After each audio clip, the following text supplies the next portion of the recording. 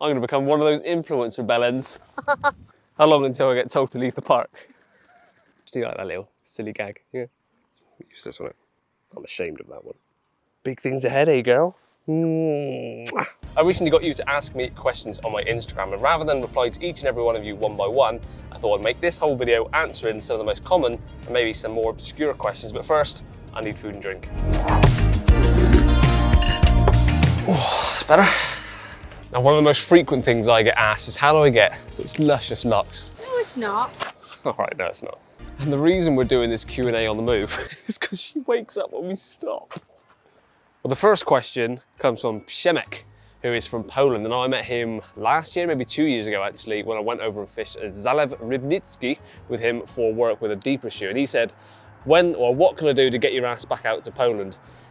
I don't know, pay for my flights, but it's something I would love to go back and do, and maybe watch this space. And the second question was from Dylan's Angling SW, favourite bait and hook bait. Well, going through the winter, that was citrus and a nice pink wafter, maybe 50 mil, 12 mil. But going into spring and into the summer, I'm going to be switching back over to either scope it squid or the new Nash bait, which is something shrimp. She moved. Bully baits, thoughts on Steel Panther. Can't say I've ever actively gone to listen to them. And Rick Bokdum, when you're coming back to Holland? June.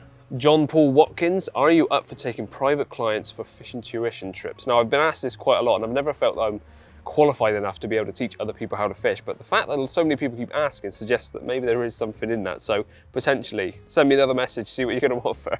And then him again, he said, what's your all-time favourite carp rig and why? It's got to be a simple herring, because it's pretty much a go-anywhere rig, and it's caught me dozens, well, dozens, more than dozens, hundreds, if not thousands of fish. Thousands might be pushing it. UK Fishing Official. How are you, bro? And what's your go-to bait? Well, I've covered the bait, and I'm very, very good. Thank you very much. And then Russ Ingram, carp. After years of reviews, what's the one product that has stood out the most? There's so many to go through, I probably can't pinpoint it down to one. But the main thing I would say is, whilst my daughter looks at me when she's supposed to still be asleep, is that if you can find something that does what you need it to at the best price, then that's the best type of tackle for you. You don't really need to go really high end unless you really, really have to for really pushing it, or you just want to look a bit more flashy on the bank. She's just woken up, so that was a bad choice sitting down. Let's carry on. Move, wife. Malcolm Spencer 47 says, when's the rain gonna stop? It has. My Carp Diary. Next thing on your fishing gear wish list. Well, believe it or not, it's nothing to do with carp fishing. It's probably going to be some sea fishing gear, because that's something I don't own and I'd love to do a bit more of. Then Big Ray Outdoors, which is rather fitting. Gonna be moving, possibly storing tackle in a shed. Any further tips? Now, other than what I've already told you in the video, which is in the banner here. If that banner hasn't appeared, I'm pointing at nothing, so check the link in the description below. I was burgled at the end of last year. Since then, I've done a video on the whole thing that happened and how to secure your shed as best as possible for those of us that have to use a shed and have no alternative. So go and watch that video if you haven't done so already, and hopefully it can teach some of you to get your tackle a bit more safe.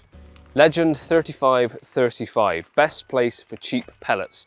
My advice would be go direct to your tackle shop and see where they get their suppliers for bulk feed if they do it, or maybe a fishery owner, see where they get their bulk feed, and maybe try and strike a deal with them, because getting it in bulk is going to be much cheaper than buying individual little 1 kilo packets. Mitch Carter 1987 asks, how are you juggling family life and getting out to fish? Well, thankfully for me, my job is based in the fishing world, so for me to make money to provide for little one and my wife, of course, I need to still be getting out on the bank, so I'm very privileged in that aspect. So it's a different juggling act for sure, but I am still able to get out on the bank.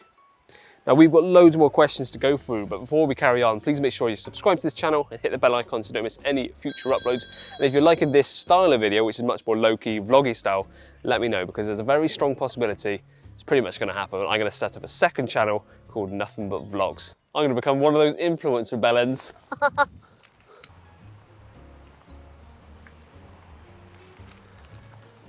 My wife's the cameraman today. There was a beautiful shot of the local flood defence system, and I'm going to follow the lady with a rather okay little bottom. You didn't hear what I said when I turned, did you? Eula's Life on the Bank. Favourite chocolate? Now, I love a Gillian, but normally in our household, the only chocolates I get a look in on are the chocolate orange ones, because my wife hates chocolate orange, so that's the only ones that tend to get left. Adzi24 says, when fishing an eggy lake bed shaped with gravel bars, what would you use, lead clip or heli rig? big carp. Now that's completely up to you, but if I was fishing somewhere that was a clearer bottom, then I'd probably stick to a lead clip setup. But if you're using, or you're fishing on a lake that's a bit more silty, weedy, you don't really know what's at the bottom, that's when I'd probably go for a helicopter rig and have something that could settle over the top of that a bit easier. Owen Connor 19, would you ever consider fishing in North Wales? Absolutely, comment below if you know of some places to go to. I'm always up for fishing wherever I can. Steve the Carper, with some underscores, returning to carp fishing after 15 years, what would be your go-to spring tactic? Now the carp are definitely more waking up, they're getting up in the layers, so maybe start thinking about zigs a bit more, not that I like them particularly, but also always take your surface controller stuff. Oh, the sun's in your eyes, darling, sorry. Always take surface controller stuff because they may get up on the surface layers. I really do need to keep going. Just kick it off. Daz91, what's the best way to pack a PVA bag for range? What lead weight, etc.? I was struggling to hit 20 wraps. Now 20 wraps is a decent distance to be honest, but if you're really going for range, don't pack them the way that I do, because I like to have the lead one side and the hook bait the other, so they always land the right way. But for proper range, you ideally want the lead to be towards the front. I've never worried too much about the shape of them because that's based on aerodynamics of a lead, and when it's in a PVA bag, the PVA bag then becomes the aerodynamic aspect of it. So weight wise, I normally stick to about a 2.5 3 ounce weight in there, because I use quite small bags, so cast weight eventually becomes probably closer to the 4. But yeah, you want to have your lead as close to the front as possible so it flies as straight and true, because otherwise if it's wobbling you're losing distance on that. All right girl, we're gonna make you your bottle now, shall we? You get really wriggly. But that's the last one on that page. We've got a couple more pages to go, and then we're pretty much done. The dude from Bude, now that is Jordan Marsh, for those of you that don't know, and I've obviously fished with him quite a few times when I've gone down to Bude Canal, and he says, how many Thatchers could you neck in under a minute? I'm not sure I could even manage to neck one, to be honest. It's quite a fizzy cider, so probably one. Drew OII95, you're a legend, not a question, but I'll let that one slide. Lily, I'm making your bottle. I'm being as quick as I can, whilst also talking to YouTube, answering the Q&A. South Yorkshire Carpers, blonde or brunette? Blonde, 100% blonde. Always has been, always will be. Looks a bit dodgy. How long until I get told to leave the park?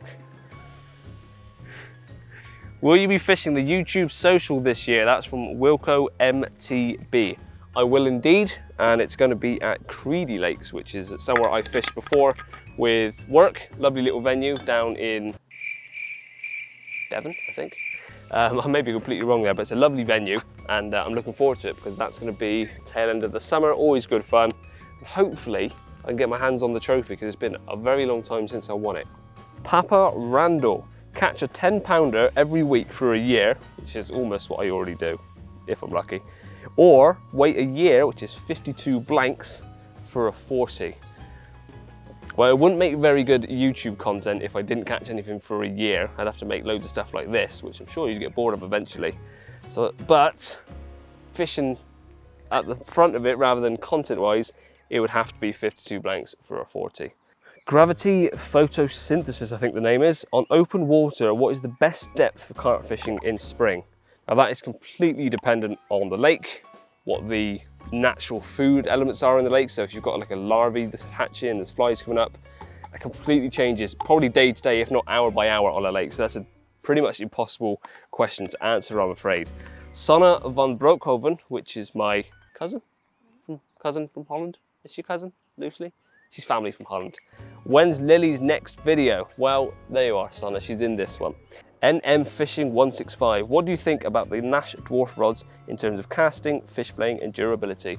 Well, if you watch me and follow me long enough, you'll see that most of the time I'm using my 9-foot, 3-pound cork handle dwarf rods with some little dyeable reels, and it's perfect for everywhere I fish. I can ping a solid bag, probably 60, 70 yards, which is probably the max I'd want to comfortably fish them. I'm sure you could go further if you wanted to. And playing wise, the 3-pound Tesco for the sort of fishing I do is absolutely spot on. Lily, bottle's ready. Well, the next up is from Josh. Oh.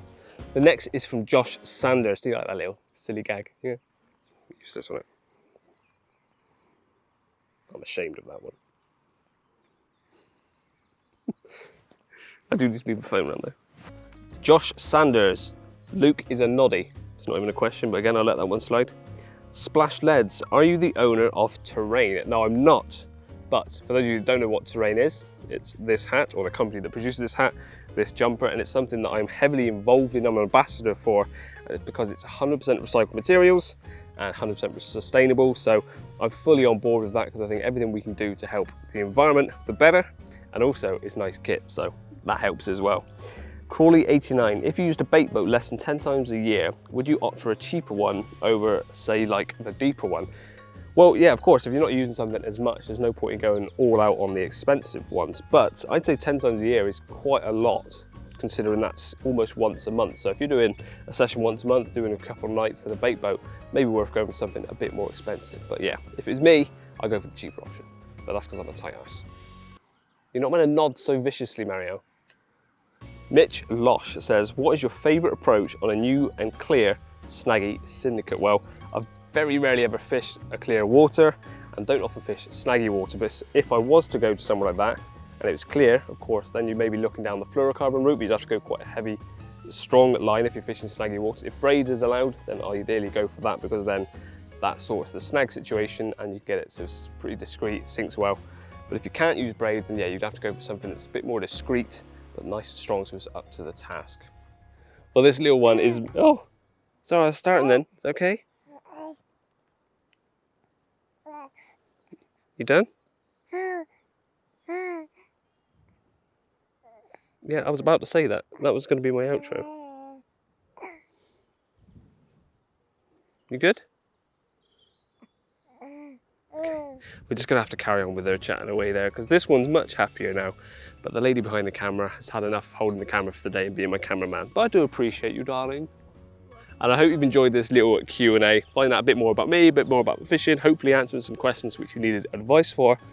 And as I said earlier on, make sure you're subscribed to me, because there's going to be lots more content coming from me this year. And also make sure you follow me on social media, mainly Instagram and Facebook and TikTok, where there's some big, exciting news coming soon. It's not another one of these. That's way off. But comment below what you think it might be. Big things ahead, eh, girl?